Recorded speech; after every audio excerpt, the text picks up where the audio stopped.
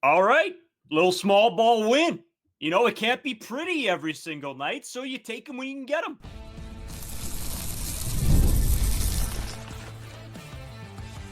You are Locked On Blue Jays, your daily Toronto Blue Jays podcast. Part of the Locked On Podcast Network, your team every day. Welcome back to Locked On Blue Jays. Thank you for making Locked On Blue Jays your first listen every day. We are free and available wherever you get your podcasts, found on YouTube, part of the Locked On Podcast Network, your team every day. I'm Braden Wasco. He's Carter First. You can find us on Twitter, Braden5 Wasco. Carter First, too, as well on Instagram and TikTok at Locked On Blue Jays. We've been very active to start this season, hoping for that to continue. Makes everything a lot easier when the Blue Jays are winning games, makes it a little bit more fun.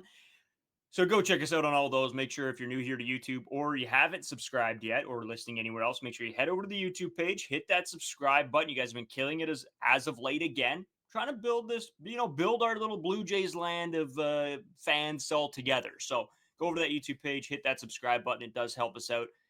Carter, my man, you know what? I woke up yesterday, I guess, and I was feeling not good. You went through the day, chills, whatever. I'm a little sick. And then, I sit down to watch the Blue Jays game, had a little nap, woke up, Blue Jays game's on. And I'm like, okay, perfect. I got there through the start. And I'm like, and then they get the big win, little small ball, some interesting plays. And it makes me feel better. Not 100%, but it makes me feel a whole lot better after a sickness, you get a Blue Jays win. I'm pretty fired up. I'm ready to rock. I want to see a sweep. We'll get into that. But let's celebrate that the Blue Jays have won their first series of the year and only in the second series. So I think it's a whole lot more. I think you can see a lot of the good things happening way earlier this season than last season. And I think the excitement's building. And we haven't even talked about the grueling schedule that is yet to come. But we'll get into that probably. A lot coming out. I got that segment. I got that third segment today. I'm going to bring it to the people. We hammered that. I've been talking about it all week. We talked about it, honestly, in the offseason as well. So, again, sorry for interrupting. Figured I'd jump in there, though. Yeah, we're going to feature the schedule today. A series that was, honestly, debatably a must-win early on in April. As we'll get through the schedule, see that there is a lot of tougher opponents coming up. And I think the Washington Nationals, I think they're going to be a decent team this year, not a playoff team, but I think they'll be competitive. But they're probably the worst team that the Toronto Blue Jays are going to have to play in April. So it's definitely nice to get a series win early on, as you said. But the Toronto Blue Jays doing it in a little bit of a different way than we expected. Vladimir Guerrero Jr. hasn't really activated yet. Has had some good at bats. Has had some hits. Not really what we expected. Anthony Santander again has had some okay swings, but again we haven't really seen the production come from there. Today, and just throughout the season, again, it's only been 6 games, but Andrus Gimenez absolutely on fire. Alejandro Kirk having great at-bats. George Springer, a guy that, again, we expected to have a better season than last year, not really start this hot. And then another guy, Will Wagner, who is making a real good argument to why he should be playing, especially against right-handed pitchers every single time there is a right-handed pitcher that the Toronto Blue Jays are facing. So a lot of production coming from the middle of the order right now, and obviously Bo Bichette at the top of the order, absolutely going nuclear is going to help this team out. But it's been a very nice start with a 4-2 record, especially with how the 2024 season started and all the expectation that the Toronto Blue Jays failed to have this year. Everyone was not really expecting a whole lot from the Toronto Blue Jays. Nice to start out very hot with a 4-2 record. Yeah, you love to see it. You absolutely love to see it. I wanted to tee up a couple things coming for Friday's episode, Carter, because it is an off day on Thursday. So we're going to have stuff to talk about. And we got to talk about, I think, the big controversy that is happening around the league with these torpedo bats. So we're going to talk about that. We've put a little bit of research into this, so we'll have an educated segment, at least for you guys, on and the argument why or why not these bats should be allowed. We're going to talk all about that coming up later this week, so make sure you guys tune in for that episode. It's pretty interesting, the science behind it all, how will it affect baseball. It's very, very interesting, so stay tuned for that. But Carter, you're right, we got to talk about this game because there was a lot of interesting stuff, and I want to go back to something John Schneider actually said in the post game last night. And this is from Keegan Matheson, even though I did watch it as well. In spring training, the Toronto Blue Jays held a long bunting competition with hitters divided into teams. The winning team got $1,000 of John Schneider's money. Little bit of help from Don Mattingly in there too. Seems like it worked. Yeah, this team has been able to lay down bunts and in good situations. Obviously, the one that Will Wagner lays down gets a little bit of help from as the Washington Nationals pitcher decided to fumble that ball completely. But that's stuff that you need to happen, right? We always talk about how, oh, the Blue Jays don't get the bounces or they don't, the luck's not on their side. You need a little bit of luck sometimes. And I don't know. It just was a fun game to watch. It was a different brand of baseball. It wasn't just home runs and whatever else. It was a little bit of grit and griming your way to a victory. And that's what I love to see. It was a heartfelt win. That's what it felt like today. Yeah, a little bit of different brand of offense than the Toronto Blue Jays fans are used to, especially the teams that we have seen throughout the early 2020s with the 2021 team, 2022 team. A lot of power hitters, a lot this game, yeah, a lot of small ball, a lot of just good at bats from players that are throughout the middle of the order. In the 8th inning, you have back-to-back bunts. Will Wagner bunting 2 different times in this game. Looks like he is going to be a very nice player to have in the bottom of the order. Again, a guy can hit and run, makes a lot of good contact. You can start laying down some nice bunts as well, whether it's sacrifice situations or just to surprise the defense. A lot of time you're going to expect Will Wagner to just go out and lay it down a bunt. So that is a very nice thing to see. Yeah, George Springer just, I get it's early on, but we only have 6 games to talk about. George Springer, just unbelievable in the middle of the order. So refreshing to have this guy just putting up good swings. Hit a ball down the first base line. I don't really know how he got the barrel on the ball, but just kind of fought it off and hit it relatively hard down the first base line to get it past Nathaniel Lowe. That's a nice at-bat that you love to see from George Springer coming off a horrific season in 2024. We always talk about this middle of the order. Someone needs to step up. We need a middle of the order bat. I don't expect George Springer to keep this up all season, but the bats look very good right now. It's very refreshing to see it. Yeah, you love to see it. This guy was probably the biggest disappointment last season, and that was off a season with a lot of disappointment. And for him to come back and be removed out of the leadoff spot, and you're wondering, wow, what are we going to get from George Springer this season? And honestly, I think all of Blue Jays land was expecting not a whole heck of a lot.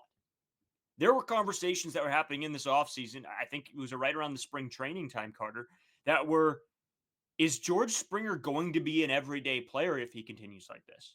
And the answer was probably no. It was a bad spring training. It was a bad last season.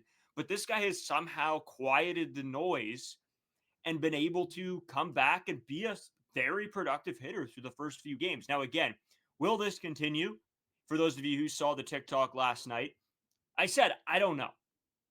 I don't have that answer. No one does. We just have to hope and pray that it does for the rest of the season. But Carter, the other guy we have to talk about, Jose Berrios, my man. Bounce back start. You knew it was going to happen. I think me and you both said right after that game that it was inevitable that Jose Berrios wasn't going to be our biggest worry for the entire season. And his second start, look what happens. Not worried. Yeah, comes out and strikes 4 of his first 5 batters.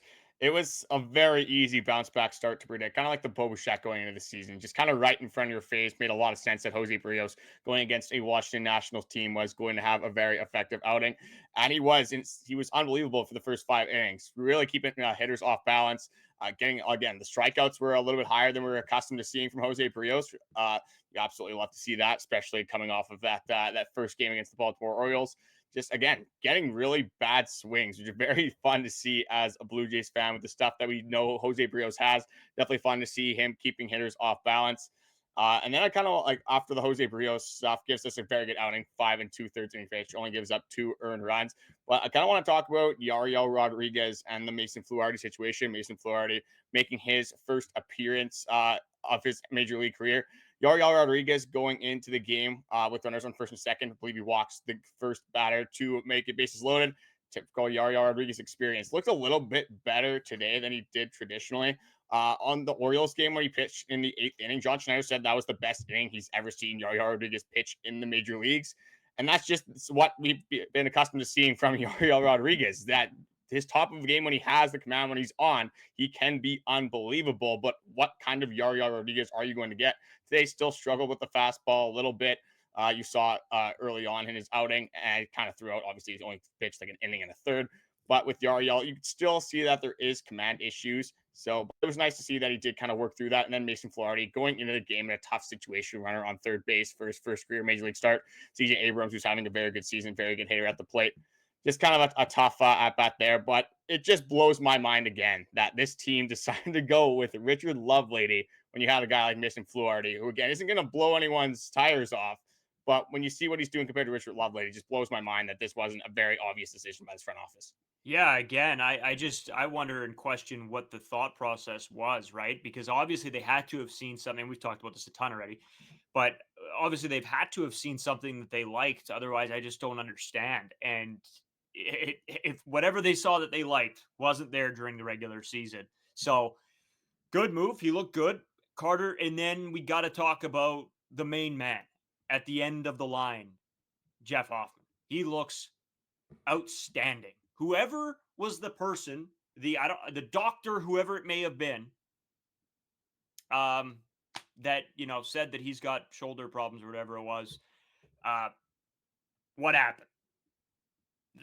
That's just not true. The guy looks unbelievable, and being able to get it done in so few pitches saves himself, and will be now ready again for tomorrow, which is awesome. When you need to save bullpen arms and you go out there and throw a 7-pitch inning, that really does help. Oh, it does it ever. Jeff Hoffman has been everything that we could have asked for coming from the Philadelphia Phillies last season. I saw this in the Baltimore Orioles series, obviously, but the Baltimore Orioles were one team that was engaged in contract negotiation talks with Jeff Hoffman, actually had him to sign to a contract, said there was a shoulder injury, didn't like what the MRI said, decided to go with Andrew Kittredge, who is injured right now. So interesting. Jeff Hoffman gets 2 saves from the Baltimore Orioles, obviously comes in this game, gets another save against the Washington Nationals. And I wanted to bring this up, obviously, early on, but so much going on opening day weekend that kind of had to slide to this. We knew that Jeff Hoffman was going to be getting more saves throughout the season. It's no disrespect to Jordan Romano, but when Jeff Hoffman goes out on the mound like today, there was no doubt in my mind that he was going to go 1, 2, 3, just absolutely run through that Nationals lineup. Jordan Romano's outings didn't start until there was a runner in scoring position. You would have a heart attack every single time this guy was on the mound. And yes, he was relatively good at converting his saves. I know like maybe the later time of Jordan Romano, people's minds are getting skewed for how good he was in Toronto. He was a very good reliever in Toronto. Obviously, I think he'll have a good year in Philadelphia. But just the anxiety levels that I felt when Jordan Romano was on the mound compared to now with Jeff Hoffman being on the mound, it's like night and day for me. It really is. It really is. And I hate to say that because I love Jordy and his entrances and the way he'd finish off ball games, being a Canadian guy, you love to see it. But Jeff Hoffman gets the job done. He is just, hey, give me the ball, let me get out of this, let's go home, and and that is awesome to see. And I think as a fan and as somebody who tunes into every single game, I think it is not having that fear of a blown save, right? When he steps up on the bump, you're like, all right, well, you can shut the TV off. This is over. But it's so electric also watching him pump 98 down the middle and blow it past guys that you have to keep the TV on because it is so electric. Just a good day all around, Carter.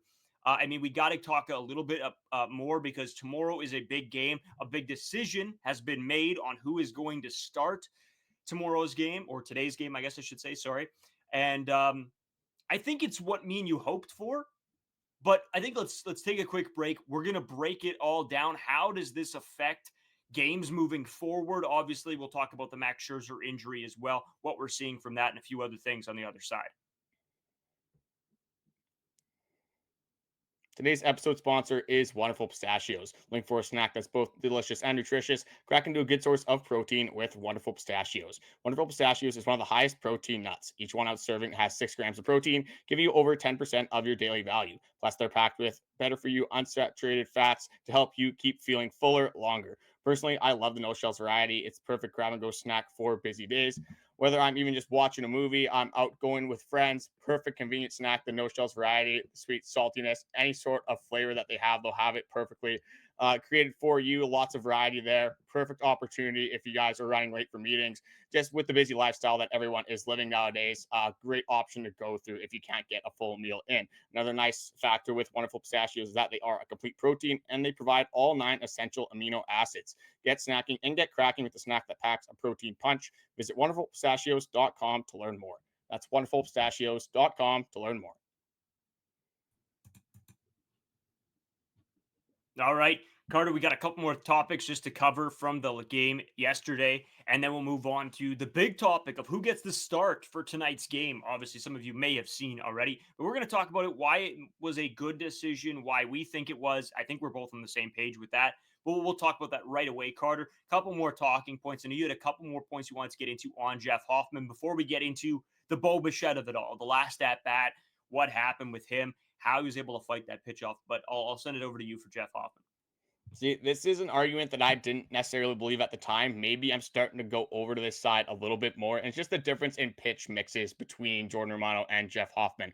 Jeff Hoffman just having that splitter, also throws a sinker and a fastball, kind of served the same purpose in a sense. The sinker can throw in specific situations, but really having just that extra pitch as Jeff Hoffman, it's very refreshing to see. Just has another option to go to in that arsenal to keep hitters off balance. I think a lot of the time with Jordan Romano, if one of his pitches was not working, if the slider wasn't breaking properly, or maybe just didn't have the command with the fastball, you become a one pitch pitcher, and that becomes a lot easier for MLB hitters to anticipate what pitch you're going to throw. Because obviously, if your one pitch isn't working, you're probably going to lean on the other one. So I think just having that even that one more pitch option with Jeff Hoffman having 4, obviously that is any additional pitch is better if you're going to throw it effectively.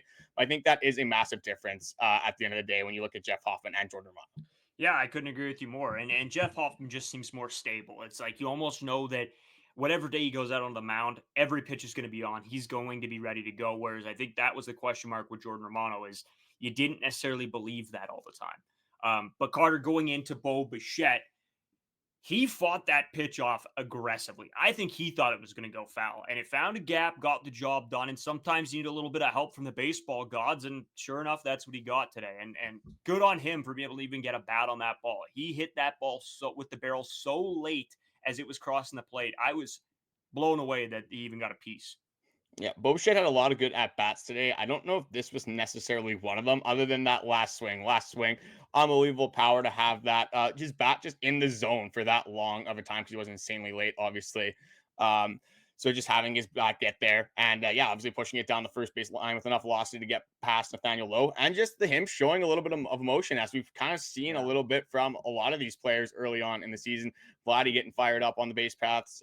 George Springer, Tyler Heineman gave us a fist bump in that first series. Now we have Bo Bichette getting excited as well. And they're coming up with clutch hits. This felt like a scenario. I talked to you about this kind of off camera, that the Blue Jays last year, like as soon as you give up, they're up 3-0. They give up, it's a 3-2, then a 3-3 ball game. Toronto Blue Jays felt like they were out of that last year. Their bullpen was going to give it up. Their offense might not have showed up in that situation. Maybe they make an error at a bad time. Something would have happened in that scenario where the Blue Jays would have threw away this game. This year, hopefully a different story. Bo Bichette comes up in a big scenario, gets a 2-run single. Absolutely love to see it. And obviously, when you have Jeff Hoffman in the 9th inning, that is going to be something that Blue Jays fans, if we can get in that scenario often where we're up even 1 run going to the 9th inning, Toronto Blue Jays are going to be set up to win a ton of baseball games this year. Yeah, they are. And I think that we've seen that proven already early this season of the offense being able to hit in bunches and be able to hit throughout the game. Last year, we would see the Blue Jays would be able to hit for 1 inning out of the entire game. And then if they give that lead up, you're like you said, it's gone. It's done. This game's over. This year, this game wasn't a great, prover of that, I guess. They really had 2 innings and that was it. They had a lot of runners on base, but not be able to cash in. But they did when it mattered. And I think that's the big thing. Whereas a lot of the other games, you have seen them be able to score a run here, 2 runs there, and sort of throughout the game like that. And that's a big thing for me. I got to see this team be able to score more runs more often. Not just, it's great when you have a 5-run inning, but if that team is able to claw back out of that 5-run hole, well, now it's a tough story because that team wouldn't score again. So now I would much rather them be able to put together little bunches of hits and score in multiple innings. Carter, in saying that, John Schneider in the postgame yesterday did reveal who will be starting in tonight's game.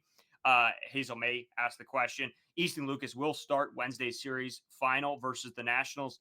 And John Schneider says this is a good lineup for him to navigate. And there's a couple pieces that I wanted to touch on of why I believe this was the right decision. We were going to talk about this no matter what. If it was, we were going to argue it back and forth or who should it be, whatever it might be. Now we have confirmation. And this is better for a few reasons. Number one, you get Kevin Gausman an extra day of rest, which is great. Number two, you get Kevin Gausman to start off the next series to hopefully keep the momentum going. Number 3, the bullpen wasn't overly taxed. So if you have to use some guys, you have the option to in this game with Easton Lucas. And I know there's a couple more points you want to get into, Carter, because there are a lot. There are a lot that say this is the right decision. And I think you're on board with me too, right? Yeah, I think you have to be here. I'm more confident in Kevin Gausman just when you look at the opponents as well. You got the New York Mets, Kevin Gausman, a veteran, going out there against the New York Mets that have, Juan Soto, obviously now, Francisco Lindor, there's Mark Vientos over there. They have a very deep lineup of New York Mets. I'm more confident with Easton Lucas starting against the Washington Nationals, just on terms of skill as one thing. And then after the Toronto Blue Jays having an off day, obviously on Thursday. So if Easton Lucas does have, again, you don't want this to happen, but if he does have a little bit of a blow up start, doesn't get as long as you'd like into the game, because you're not going to get 7 innings from Easton Lucas, obviously. I think they're looking for 3 to 5. 5 would be unbelievable. I don't even think 5 is necessarily the expectation, though. So I think with, like you said, the bullpen not necessarily being taxed right now, you still have Jeff Hoffman. You probably have Yimi Garcia. Nick Sandlin might be an option. You'll have a lot of guys that can go in the event of not a long start from Easton Lucas, whereas Kevin Gausman, you're more confident he can go farther into the baseball game. And then just after this break here, the Toronto Blue Jays play 13 baseball games. So same thing. If you have Easton Lucas not going as far into the game, you're taxing your bullpen early on. You don't have off days to kind of help these guys rest, and that could lead to, once you're in the 10th, 11th game in a row, you might not have a lot of options to throw in specific games. So I think just there's a lot of things that point to Kevin Gausman throwing on Friday, because that was just his regularly scheduled date anyway. Don't change anything. Just throw Easton Lucas on that Wednesday scheduled slot. Yeah, I couldn't agree with you more. I think this is 100% the right decision. And again, as much as we like to bash John Schneider and some of his decisions, so far this season, no complaints. Again, it's very early on, but so far I don't have any problems. I love that he let Jose Berrios go out for that 6th inning, Carter, as much as maybe it didn't pay off. I would much rather you put your faith in the guys that can go out there and perform. I was a little bit worried. I saw Yariel Rodriguez get up to throw a little bit in the midst of the end of the 5th inning to where the Blue Jays were going to come out. And I was like, oh man, I hope they don't pull Berrios right now. And good thing they didn't. So maybe we're seeing the evolution of John Schneider. I think he's getting more comfortable out there to make decisions, even on some of the challenge plays. I'm okay with him taking shots on some of those plays. They might not go his way.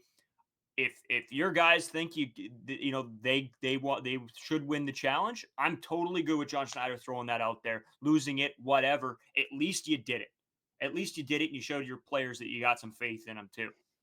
See, I definitely like being aggressive with the challenge system, but there's definitely one player that if he thinks he's safe, I wouldn't necessarily trust him. And it's Vladdy. Every single time it's a close play, he's saying that he's safe. There's so many times it's been like, Vladdy, you were obviously out here. I know that you're trying, you're maybe trying to sell it a little bit to the umpires, but you're also not trying to fool your coaching staff when you only have one challenge in the game. You don't want to burn it in that scenario. But like when Andrus Gimenez the other game, when I think he slid by that tag right away, he pops up. That's the guy that, if he thinks that he was safe, I think I'm going to throw my full trust into a guy like Andrus Gimenez to make that play. And you don't want to save your challenge and then not use it throughout the game, right? If you think you have a chance to win a challenge and, that could be a pivotal moment in a game, saving an out, whether it's at first base, second base, no matter where it is, just having that extra at bat somewhere in a game can make the difference. And I just wanted to go back and kind of just give John Schneider a little bit more credit here, because I wanted to go back also. Kevin Gausman was supposed to be making the Wednesday start. So I kind of messed that up. But like you said, you give Kevin Gausman a little bit more rest. And now the way the pitching, like the starting pitching roster is laid out, you have Jose Berrios going, then you have a little bit of a question mark. You have an Easton Lucas, maybe you have a Yariel Rodriguez, maybe you have an opener. Then you have Kevin Gausman, pretty confident that he's going to go deeper into a game. And then after that, you're going to have Chris Bassitt, same thing, pretty confident there. Then you got Bowden Francis, who again, maybe a little bit more question marks, but still pretty confident get back in the game. But just in case things don't go well, you got Jose Berrios right after that. So I think you got these pitchers spaced out pretty well now. Then you got guys, it just in event of a blow-up start, you do have that opportunity to rest some of these bullpen arms in an event that something does go wrong. Yeah, I like how it's laid out right now, especially when you're missing guys like Alek Manoah and Max Scherzer, some of these more, well, you can say proven guys. I mean, maybe not for Alek Manoah, but I have a lot of faith in him, especially when he returns. So again, that's a me thing, but I do like how it's spaced out now too. Yeah, Carter, I don't know. I think this is 100% the right call. I know we got a lot to get into in this third segment yet. I know you want to talk schedule because it is a grueling schedule here for the next little bit as well. The Yankees are going a little nuts. Rafael Devers sucks, and we'll get into that. So we got a lot to cover, a lot to get into. We'll be right back after this short break. Today's episode brought to you by Monarch Money. I talk about Monarch Money all the time because it's a very useful tool. Ever check your bank account and wonder, where did my money go? Between dining out, online shopping, and entertainment, it's easy to lose track. That's where Monarch Money comes in. Your personal CFO, giving you full visibility and control of your finances. Monarch Money isn't just a budgeting app, it's a complete financial command center. You can track all your accounts, investments, and spending all in one place, so you stop just managing your money and start building wealth. When I started using it, I realized just how much I was spending on food delivery, and now I budget smarter, save more, and that's a big thing in this economy. It's hard to make money. It's hard to keep money right now. So you got to use every tool that's at your disposal. And that's what Monarch Money is. Take control of your finances with Monarch Money. Use code LOCKEDONMLB at monarchmoney.com for 50% off your first year. That's crazy. 50% off is nuts. That's monarchmoney.com, code LOCKEDONMLB for half off your first year. Check it out. All right, Carter, a lot to get into. The schedule is the most important thing. We got to talk about that. We can get into the Yankees and whatever, and Rafael Devers or whatever else after that, I guess.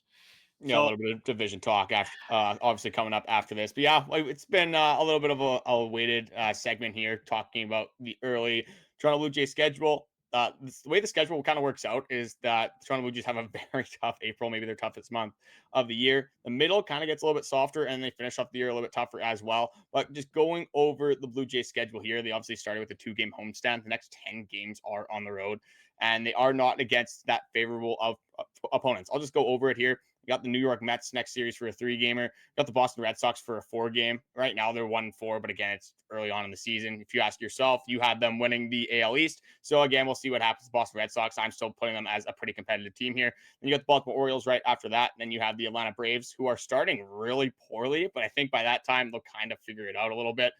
Seattle Mariners after that, Houston Astros, New York Yankees, Red Sox once again. So a lot of AL East teams in here, but just a lot of playoff teams from the last year as well. So it's going to be an interesting stretch where if you can go around 500, I think that's something that you're going to be pretty happy with from an organizational standpoint, and even just as the fan base as well. And that's why we were putting a lot of emphasis on this Washington National Series. You got a team that's probably not going to make the playoffs this year, one of the softer teams amongst this gauntlet of a schedule. Massive series win here. So just in case, again, things don't go necessarily that well against some very good teams and you have to drop a game here or there, they kind of give themselves a little bit more leeway if things do go wrong. Obviously, you want them to, win every single series, but it's baseball. Things happen. We'll have to see how they do make it out of this gauntlet of a schedule.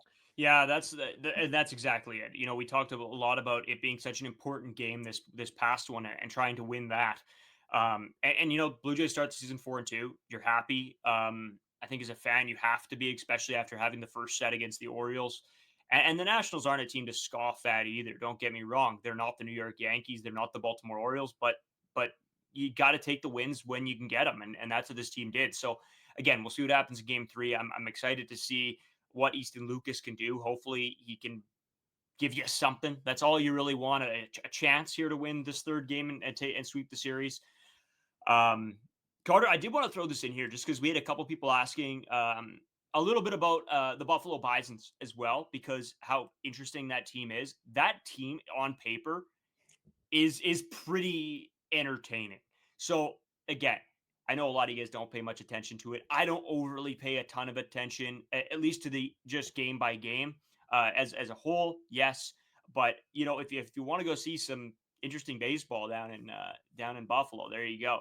And I'll go over sometimes throughout this year, sort of giving you guys some updates and whatnot. But Carter, New York Yankees, Boston Red Sox. Let's start with the Yankees because they have been exceptional, to say the very least. And it might be the bats. We'll get into that later on this week. Yeah, I mean, it's definitely the bats for the New York Yankees. Looking at just at the offensive just powerhouse that they have been. The New York Yankees have set an MLB record with it was 17 home runs at the time of this from Bleacher Report. Then Ben Rice adds another home run. There's 18 home runs in their first 4 games. Just ridiculous, just absolutely insane at like 4.5 home runs a game. It's absolutely wild that the New York Yankees are doing, especially with like the only annoying thing about this is that I've seen a lot of the Yankees fans tweeting, commenting, just whatever about, oh, we're doing this without Juan Soto. We're doing this without Juan Soto. Anthony Volpe taking these strides, blah, blah, blah. They're getting a little bit too overexcited over there. So it is a little bit annoying, but with the good, or with the bad, I guess, does come a little bit of good if you do like kind of preying on your division rivals' downfalls. Because Rafael Devers making a little bit of his own historic start to the season. Unfortunately for Braden, he is on his fantasy team in one of our leagues. Not exactly who you want with this start, but again, it is Rafael Devers. We'll have to see how it does transpire throughout the season. But the stat is Rafael Devers is 0-19 with 15 strikeouts this season. In fantasy perspective, every strikeout is minus points. So not a very good start to the season in real life or in fantasy baseball leagues. Rafael Devers clearly not adjusting to that DH position very well. Yeah, this guy's just a little bit of a bum right now. He complains all offseason, then he's like, all right, I'll play DH. And then he sucks anyway. So, you know what? I thought it was a little bit of a steal getting him where I did. It turns out I was wrong. He sucked so far, but it's Rafael Devers. I expect to bounce back, but if not, he's a Red Sox. So at the end of the day, good. I think we're again, it is very early on, but the way things are trending, we might have to start the narrative that you sacrificed every single one of your fantasy teams for the Toronto Blue Jays' success this upcoming season. Listen, somebody had to, all right? Somebody had to put their body and their pocketbook on the line, and it just happened to be me, all right? I would do anything. I would lay down on the tracks for this team. That's what the narrative is. Yeah, I got 2 more things. One of them is actually about the Buffalo Bisons thing. Wanted to throw one more thing in there. You said about following the Buffalo Bisons. For me, I don't care if they're a good team in the sense of like winning baseball games, as like weird as that sounds. I care more about like the players that would matter to the Toronto Blue Jays. Like how is Joey Lopervito doing down there? How's Shake Bloss pitching? The individual player performances. It would be like it's cool, I guess, if the Buffalo Bisons go and win the whole thing. But is that really what we're looking for as Toronto Blue Jays fans? Yeah, I think there's a bigger picture that we're going for at the end of the day. No, man, they would hang that banner in Rogers. That would be right beside the wild card. The wild card berth. I'll have a parade in Toronto for a team out of Buffalo. Yeah, you need it sometimes. Whatever. Yeah, the Buffalo Bisons again. You're 100% right though. At the end of the day, you gotta just you gotta hope that those guys do well. Again, maybe not wins losses, but hey, have good seasons from guys like Addison Barger or Jake Bloss or whoever you want to say. That's what you're looking for. I guess you could say, though, that if the team's winning, they're probably having some pretty good performances from some of the guys that you're looking for. So I guess they kind of do go hand in hand a little bit here. But obviously, yeah, the main thing is you just want to see those guys that could have an immediate impact on the Toronto Blue Jays having a good start to the season. And the last thing I just wanted to go into, a little bit of a nothing burger here, but does have some meaning for the Toronto Blue Jays. Toronto Blue Jays have traded Nick Robertson to the Houston Astros for Edison Bautista. This is pretty much just to clear a 40-man spot. There was a problem with the Toronto Blue Jays 40-man. Obviously, when you have Miles Straw, Alan Roden, you had Richard Lovelady. You don't anymore, obviously. But you had to add a bunch of guys to your 40-man, or you did add a bunch of guys to your 40-man. That means you had to remove some guys from the 40-man instead of, just DFAing a guy. You get a prospect that, it's going to be the next Vladimir Guerrero Jr. and the Juan Soto combined. So very good trade here from the Toronto Blue Jays. Yeah, whatever. I like this is you said it, an absolute nothing burger. I gotta shout out Dallin Wilton. He finds it so funny when we call things nothing burgers for some reason. Maybe it is just an us thing. Let us know. Have you guys heard that before, or are we just speaking into the void here with the nothing burger line? I feel like there's some things that might be like Manitoban only, and other people from like outside here don't know what it is. I don't know. Let us know. Let us know how you guys feel about the Toronto Blue Jays starting the season 4-2. Are you pumped about the 2:00 game or 3:00 game? I guess it would be Eastern time. Yeah, we'll be back tomorrow. A bunch of news. I got to give a shout out to my brother. They are in the finals of this Junior B Hockey League, and they hopefully will clean things up tomorrow or tonight. But we will have to wait and see on that as well. Just good luck to him and the boys out there. For those of them who listen. As always, we appreciate all you guys listening and tuning into all the episodes, the shorts, the live streams, whatever it may be. Hit that subscribe button if you haven't already. Carter, anything else before we kick out of here for the day?